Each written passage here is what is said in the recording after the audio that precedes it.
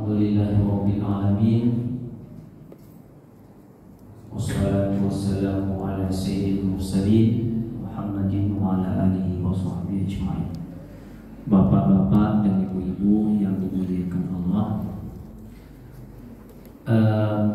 pesan saya yang pertama mungkin begini: menjadi kebiasaan kita ketika sholat sunat cari tempat belakang, cari tempat di situ. Orang yang belakang datang, pastonya melewati, ya, lewat di depan orang sholat, setan. Kata hadis Rasulullah, Pak, bukan saya nyebut, setan. Makanya kalau datang masjid, cari tempat yang di depan. Iko mau sampaikan tadi mau saya sampaikan sebenarnya sebelum koman. Karena banyak sholat situ datang lewat jadi orang sholat. Yang salah siapa, Pak? Ustaz. Kenapa Ustaz tidak nyampaikan? Ya, ini yang mau sampaikan. Jadi tolonglah, kalau masalah ibadah jangan didahulukan orang lain. Ya, jangan dahulukan orang lain, awak yang dahulu. Tapi kalau dalam masa sosial dahulukanlah orang lain. Nah, daripada awak itu sosial, Pak. Tapi dalam beribadah datang masuk ambil saf di depan. Saf sunat lah situ. Mau saf di depan, ambil saf yang kedua. Ayo kudu ke pintu sama ya.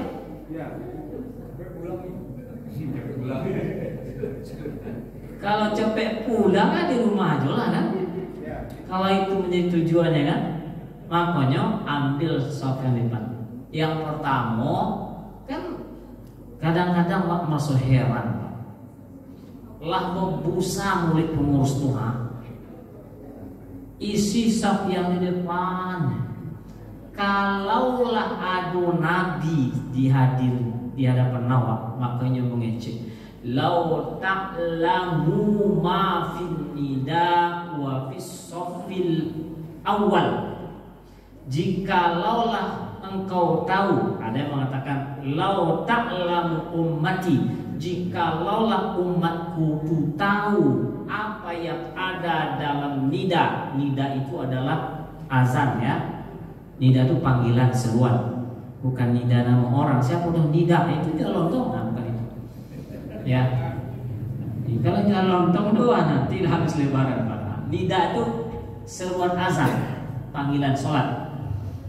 Jikalau taulah umatku di apa yang ada di dalam panggilan sholat, wasofil awal, dan sof yang pertama, maka mereka akan berebut walaupun itu diundi sana sampai sof pertama. Tapi tak boleh dikapling no, Pak. Lah ada orang siko kan tahu apa sabar kok ada boleh pada itu. Ya, siapa yang dahulu maju ke depan. Ya, sehingga apa? Orang yang datang di belakang, Pak, hendak menjadi setan bagi orang yang sholat di belakang. Kan kita nggak ada sutra. Kan ada sutra kan? Sutra itu apa? Penghalang atau pembatas antara orang yang sholat dengan orang yang di depannya. Makanya kalau ada orang lewat depan sholat, gini tangan apa? Iko kenapa? Setan. Nah, jangan lewat situ. Nah, makanya mau sampaikan nanti suruh sampai oleh Pak Imam nanti, jangan sholat, biasakan sholat di belakang itu. Isi saf yang di depan. Ponua sif yang kedua. Ponua isi yang ketiga. Ponua isi yang keempat. Saf yang keempat. Gitu. Ya, itu aturannya, Pak. Sehingga Pak, awak selamat dalam beribadah. Selamat. Orang tak lewat di depan orang sholat, ya. Kemudian apa? Sholat itu akan jadi kusuk. Kenapa? Jarak pandang itu makin menyempit, Pak. Kalau di belakang nampak sederhananya. Itu bajunya warna putih ini kan? Kayaknya warna hijau. Itu tulisannya memang salah gak lu? Kacau. Nah, Bapak dan Ibu sekalian, itu apa? Ilmu. Dan berikutnya nomor 2. Nomor 2 petang apa? Lalu kan baru semalam. Hah? Yang pertama kemarin apa? Yang dirindukan surga. Yang dirindukan surga sampai ya. Yang pertama talil Quran, membaca Al-Quran. Tapi waktu ngaji itu jangan baca Quran bu, bahaya itu. Nah, yang kedua adalah hafizil lisan, menjaga lisan. Lisan itu bahasa Jawanya lidah. Surat Al-Balad, alam naj'al lahu ainain, bukankah kami sudah menciptakan 2 mata? Ya 2 mata apa? Pak Sabtu yompe. Tambah 2 lagi. Nah, 2 mata. Wa lisanan wa syafatain. Apa tuh? Lidah. 1 lidah dan 2 bibir. Tapi di Payakumbuh tuh ada yang makan goreng Pak. Dikecenya, Bapak 2 lidahnya. Kilonya goreng aja 2 cik lah, goreng 2 goreng lidah.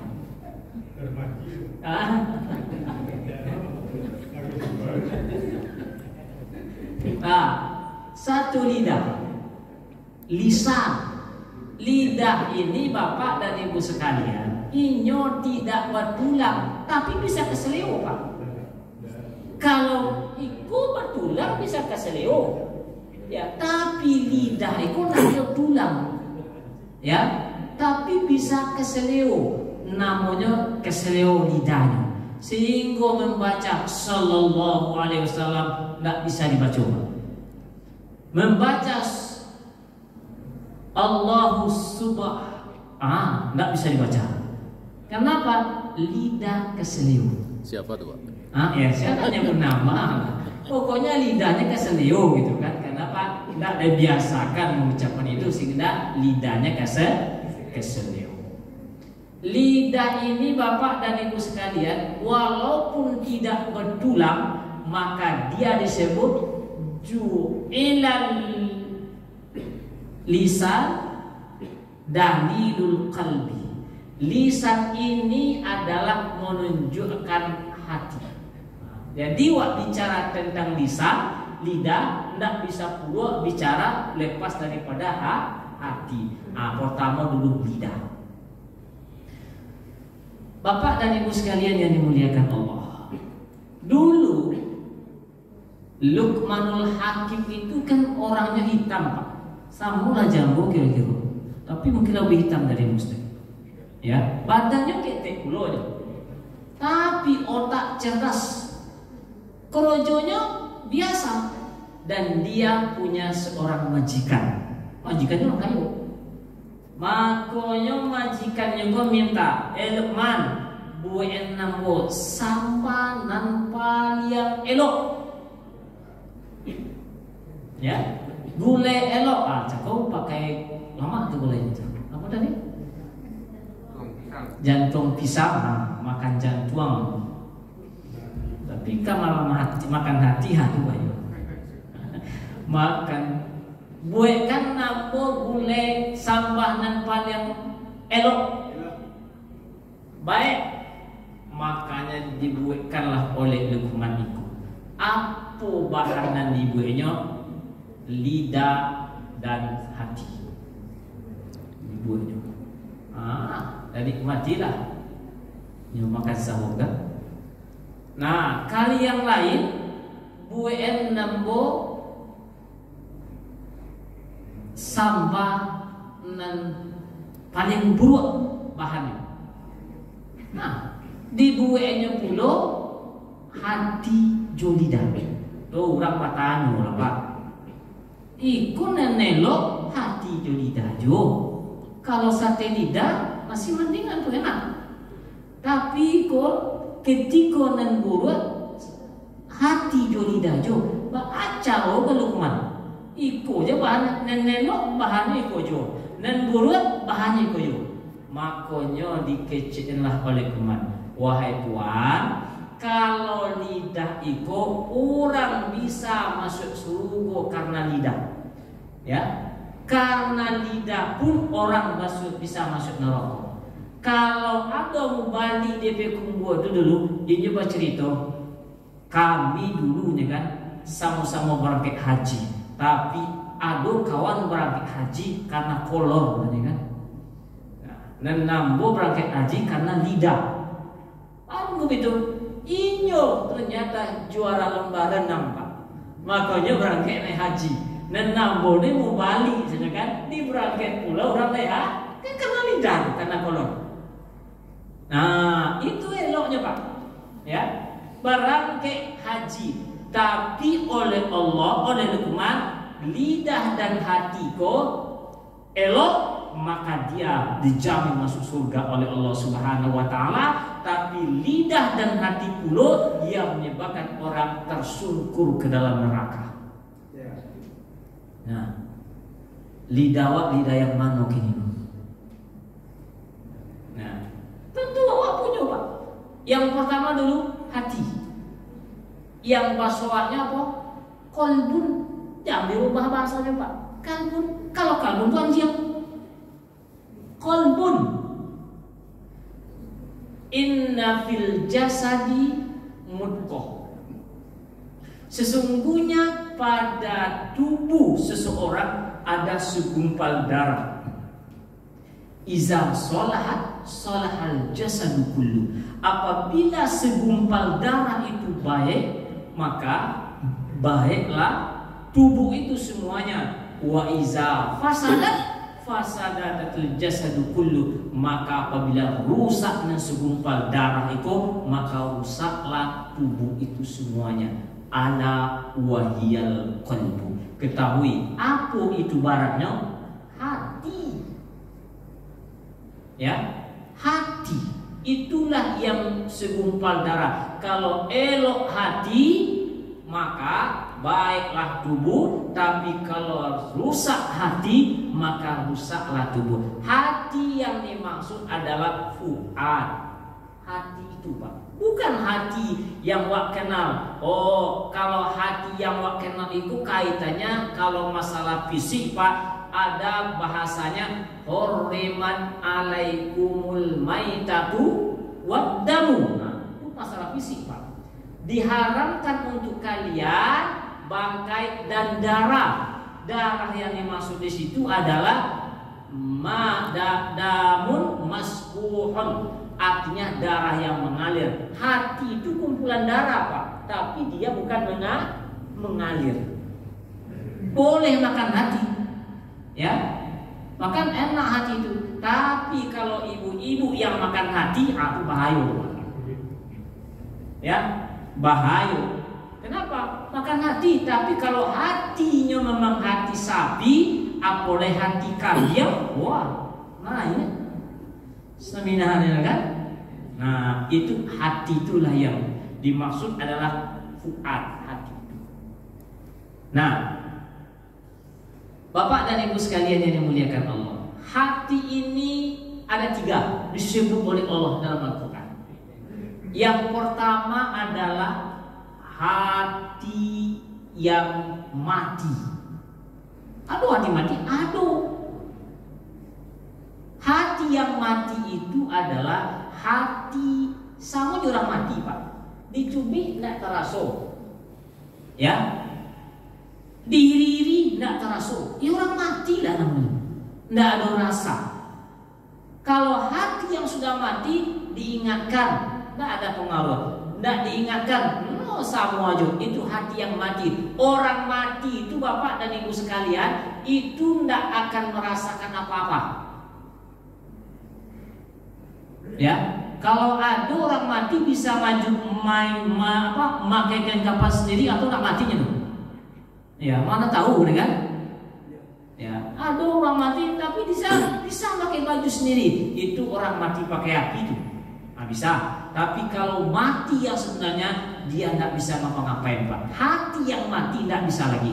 Udah tidak ada obat itu. Ya. Tapi hati yang kedua adalah hati yang sakit, Marid. Dalam pasal lain, fi qulubihim marad. Di dalam hati mereka ada penyakit. Penyakit apa itu? Itulah iri, itulah hasad, itulah dengki, itulah malas, itulah macam-macam penyakit hati. Dokternya tidak ada spesial penyakit itu. Tapi kalau fisiknya ada, Pak.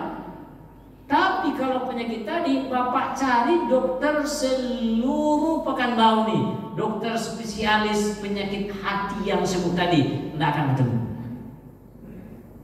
Ya, tidak ketemu. Makanya obatnya adalah zikrullah. Zikir itu obatnya. Likulli syai'in saqala wa inna saqalatil qalbu zikrullah. Untuk membersihkan segala sesuatu ada obat, Pak. Ada alatnya. Membersihkan badan, Lifebuoy, Lux. Membersihkan kepala, sampo, Sunsilk. Apa lagi itu? Oh, apa sampo? Membersihkan piring apa? B29. Kan itu kan? Jangan dipakai di tempat yang lain. Awak membersihkan kepala pakai B29. Apa caranya kan? Ya, segala sesuatu ada pembersihnya. Maka pembersih hati itu adalah zikrullah. Sakit itu dari setan, Pak. Dari setan. Maka setan itu akan lari, dia tunggang langgang ketika dibacakan zikir kepada Allah. Tapi kalau tidak lari dia tunggang langgang, setan itu amat konyo bokonco pelakin dengan setan itu. Ada tidak larinya kan? Awas sama setan ini kan? Itu balik dari.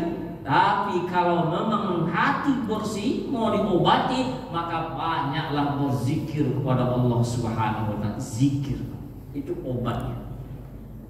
Hati yang sakit. Ya. Yang ketiga, qalbun hayyun. Hati yang hidup. Tengoklah, Pak. Kalau digambarkan oleh Allah dalam Al-Quran itu, kalau hati yang hidup itu, masalul ini seperti tumbuhan, Pak. Tumbuhan itu ketika dia mau hidup, disiram seketiknya, tetapnya tumbuh, Pak. Hujan lobek tumbuh aja. Wah, itu hati yang hidup, Pak. Seketik diingatkan, dia segera dia. Diingatkan oleh Allah. Masalul lazina yunfikuna amwalahum ibtigha'a mardatillahi wa tasbitan min anfusihim kamasali jannatin birabwatin asabaha wabilun fa'adan nukulaha bifayin wa in lam yusibha wabilun fatal wallahu bima ta'maluna khabir. Kalau hati yang hidup itu mencari keridhaan Allah Subhanahu wa taala, samonyo Bapak dan Ibu sekalian dengan taman ada tumbuh-tumbuhan di situ.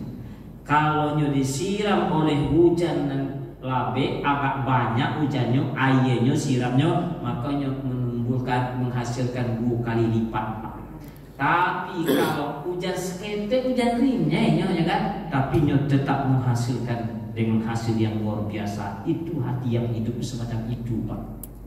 Ya. Seketiknya diingatkannya, oh luar biasa pengaruhnya, Pak. Apalagi banyak diingatkan, oh tentu berpengaruh besar bagi dia dalam kehidupan untuk mendekatkan diri kepada Allah. Itu hati yang hidup, Pak. Tapi kalau hati itu tidak hidup, sakit, maka sama saja. Orang yang munafik itu memiliki hati yang sakit. Munafik itu sakit hatinya, Pak. Orang memiliki hati apa? Wa iza qamu ila sholati qamu kusala yuraunan nas. Dan apabila mereka mau sholat, malih sholat. Lainnya datang juga tapi malih. Coloyo indah. Itu orang yang munafik itu, Pak. Malih. Bismillahirrahmanirrahim. Alhamdulillah. Ikut aja semua yang tidak. Ya, makanya orang munafik itu hati orang munafik itu sakit, Pak. Ketika mulai takbir Allahu Akbar, lalu nengok. Kenapa? Ada rasa malas dalam dirinya itu untuk sholat. Karena ciri munafik itu semacam itu, Pak. Sehingga harusnya hati yang hidup itu ketika dia berhadapan dengan Sang Pencipta Allah itu, maka dia akan makin bersemangat, ya Bapak dan Ibu sekalian. Itu hati yang hidup. Hati yang mati ya sama aja, tidak usah dibicarakan lagi, orang mati. Nah, dari hati itu keluarlah ke lidahnya, Pak. Lidah, yang lisan. Makanya ju'ilal lisan dalilul qalbi, dijadikan lidah itu sebagai penunjukan bagaimana hatinya. Kalau hatinya sakit, maka lisannya akan membuat kerusakan. Kalau hatinya mati, maka tak tentu omongannya yang akan dipegang. Kalau hatinya hidup, maka omongannya akan memberikan nasihat pada orang lain. Itu hati yang hidup, Pak. Hati lisan kita itu berada di mana? Pada hati yang sakitkah? Pada hati yang hidupkah? Lisan ini jangan dimain-mainkan, Bapak dan Ibu sekalian. Ya, luar biasa. Lisan ini tadi saya sudah sampaikan ceritanya bagaimana Luqmanul Hakim menganggap lisan dan hati itu. Tapi dalam hadis yang lain yang sangat luar biasa, Bapak dan Ibu sekalian, selamatnya seseorang itu adalah karena lisan. Salamatul insan fi hifzil lisan. Manusia itu akan selamat kalau lisannya dijaga. Kalau tidak dijaga, Pak, orang pergi taklim dikomentari juga tuh. Tahu kan? Ngapain lah ibu-ibu udah ke taklim mulu, anak-anaknya tinggal, kan? Kan heboh juga itu. Itu kenapa? Karena dalam itu hendak lama. Orang yang mau ngaji, Pak, disalahkan juga tuh. Tahu Pak kemarin yang nyalahin? Hah? Ya, itulah. Kenapa dia salahkan orang ngaji? Orang mencari mendekatkan diri kepada Allah, ini salahkan juga. Itu menandakan lidahnya keseneho, tidak bisa baca subah apa itu. Kemudian orang ngaji disalahkan, Pak. Itu aku disalahkan orang ngaji itu. Makanya salah sehingga dibully oleh orang lain. Nah, orang beriman itu tidak perlu membuli itu, Pak. Ya kenapa? Karena Allah pasti akan tunjukkan bagaimana caranya orang-orang yang sakit hati itu akan ditampakkan akibat sakit hati itu oleh Allah Subhanahu wa taala. Maka yang pertama, lisan itu adalah untuk menyelamatkan manusia. Karena itu jaga lisan. Itu yang pertama. Yang kedua, kata Rasulullah SAW, Mayyudminu, siapa yang menjamin dan menjaga ma baina lahyaihi, apa yang ada di antara dua lahyah namanya, Pak ya. Ini satu bisa lahyah. Bukan ini kalau siapa lain. Kalau ini lahyah namanya. Nah, ini yang satu di atas. Siapa yang menjaga, menjamin apa yang ada di antara dua lahyahnya, wa ma baina rijlaihi, dan apa yang ada di antara dua kakinya. Maksudnya, maaf Bapak dan Ibu sekalian, kemaluannya. Dia jaga lisannya dan dia jaga kemaluannya. Admana lahu Allah jannah. Allah akan jamin dia untuk masuk surga. Rasulullah menjamin dia masuk surga, Pak. Yang penting jaga lisan. Ya. Jaga lisan, ya. Dijamin oleh Rasulullah masuk surga, tapi lisannya dijaga, Pak. Bapak dan Ibu sekalian, luar biasa. Dalam Al-Qur'an itu orang yang nak menjaga lidah itu bagaimana ceritanya? Ya ayyuhallazina amanu la yadkhar qaumun min qaumin nasa'an yakunu khairan minhum wala nisa'un min nisa'in nasa'an yakunna khairan minhum. Orang-orang beriman, janganlah kamu mengejek, menghina kelompok lain yang tak sepaham dengan kalian, dan janganlah kelompok perempuan mengejek dan menghina, mengolok-olokkan perempuan yang lain. Dua apa? Secara umum, satu, jangan mengolok-olok orang lain. Ada nggak di umat Islam ini yang suka mengolok-olok orang lain? Banyak. Hah? Banyak Pak. Awal pun bid'ah, ya kan? Masuk neraka. Awal pun masuk neraka juga Pak.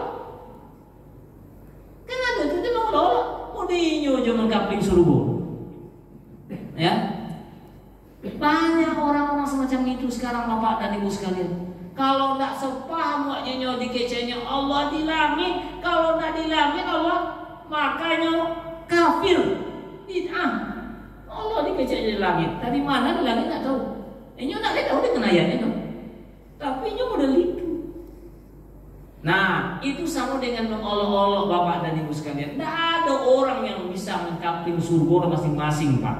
Makanya Nabi Yusuf itu memerintahkan kepada anaknya, anak-anakku, pergilah kalian ke Mesir, cari Yusuf, cari Bunyamin. Tapi ketika kalian masuk ke istana Mesir, jangan masuk dari satu pintu, tapi masuklah dari berbagai pintu. Apa maksudnya itu Pak? Berbagai pintu. Maksudnya apa? Ada pintu sedekah, ada pintu sholat, ada pintu haji, ada pintu infak. Manu akan masuk surga. Ada pintu puasa. Itu maksudnya Pak. Tidak mungkin masuk soalan itu. Ya. Makanya orang dijadikan itu sebagai pelajaran. Masuklah dari berbagai pintu yang tujuannya sama. Tujuannya apa? Mencari ridho Allah Subhanahu wa Ta'ala. Mau pintu mana kita masuk? Menghadap Allah. Pintu sedekah silakan, karena orang akan bernaung di bawah sedekahnya. Pintu puasa, orang akan masuk ke dalam surga lewat pintu yang disebut dengan rayyan. Pintu sholat pun ada, pintu haji pun ada. Hajjun mabrur laisa jaza'u illal jannah. Tidak, di haji yang mabrur balasannya surga. Ada pintunya. Mau pintu yang mana kita mau masuk, pilihlah Pak. Saya mau masuk semuanya Ustaz, aku masuk loh asli. Ya, masuk pintu surga, sholat aku dulu masuk dulu kan. Masuk dengan itu perintah Allah Subhanahu wa Ta'ala. Masuklah. Tapi yang jelas ketika melaksanakan ibadah itu sungguh-sungguh di situ. Harus totalitas. Jangan hanya asal alai bos doka sekete, lai sholat sekete, lai haji ikut sekete, sekete. Pokoknya sebut sekete. Tidak serius. Makanya seriuslah di situ, maka apapun amal ibadah kita itu pasti akan dibalas oleh Allah Subhanahu wa Ta'ala. Kalau Hah? Belum Kolbun salim itu sama dengan kolbun hayat. Illa man atallaha biqalbin salim. Yang akan bertemu dengan Allah adalah orang yang memiliki hati yang selamat dari berbagai macam penyakit. Di situ tidak ada iri, di situ tidak ada dengki, di situ tidak ada sombong, di situ tidak ada angkuh, di situ tidak ada macam. Ya, sama dengan qalbun hayyun tadi.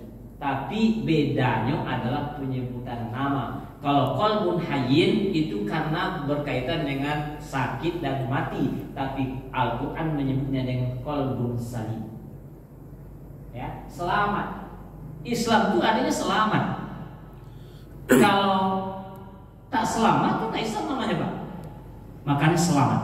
Nah, jadi hati, kemudian lisan. Manfaat lisan yang pertama menunjukkan hatinya, dan yang kedua Allah akan menjamin untuk dia. Rasulullah menjamin dia kalau dia menjaga lisannya. Ya, makanya disebutkan oleh Al-Quran, wal yabku qalilan wal yadhaku qalilan wal yabku kasira. Manusia, seketiklah bola dan banyaklah menangis. Itu ya. Fal yadhaku qalilan wal yabku kasiron. Sakete gola banyak nah. Tapi selesai pengajian kok sampai keluar jangan nangis sampai pulang Pak. Itu bertanya nanti keluar rumah. Ya, Pak Apo pada nangis kemanjangan ya kan.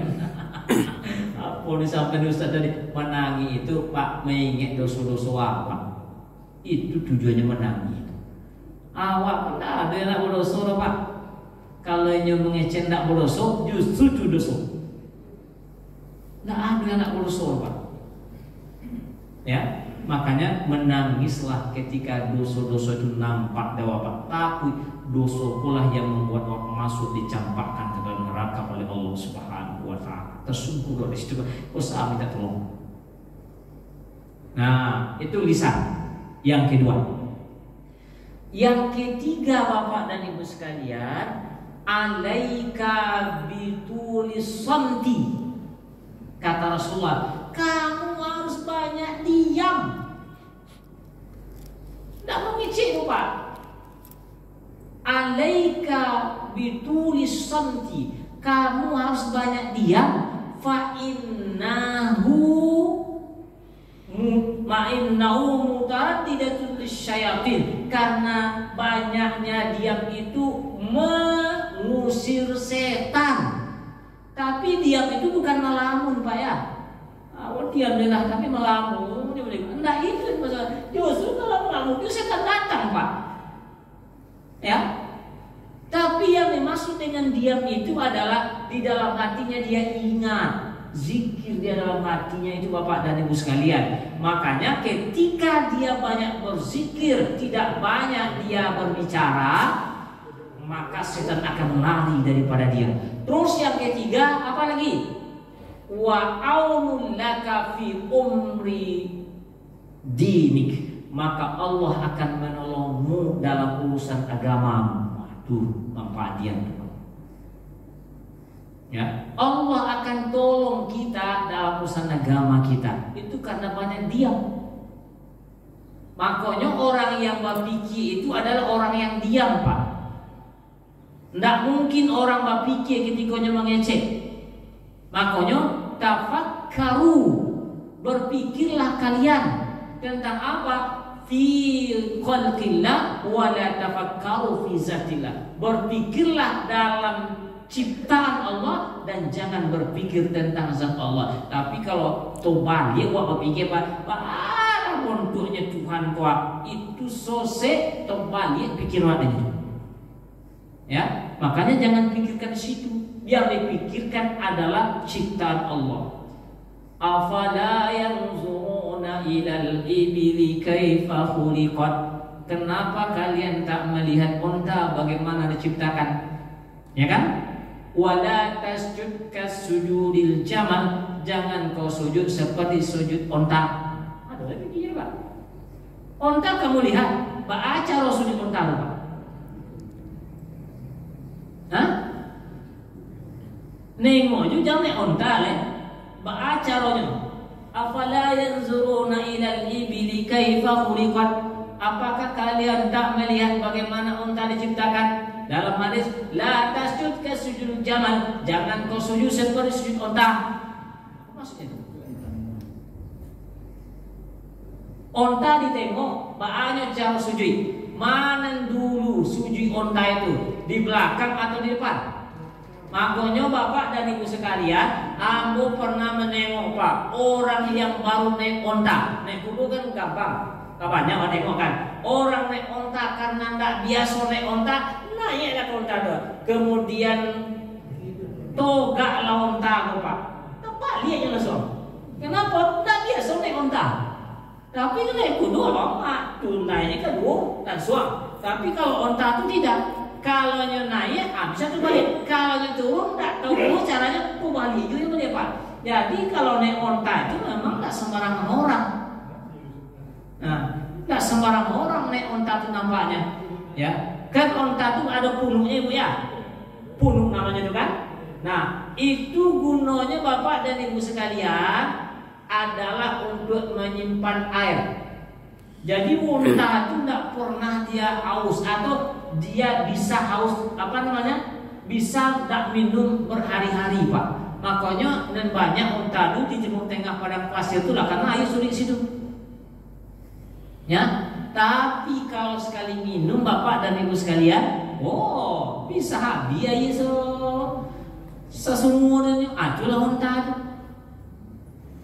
Wanabihum, kata Nabi Su'aib kepada kaumnya, biarkanlah unta ini